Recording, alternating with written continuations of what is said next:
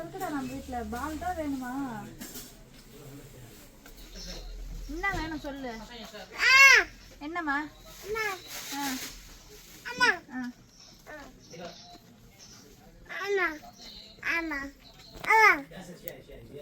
Thank you.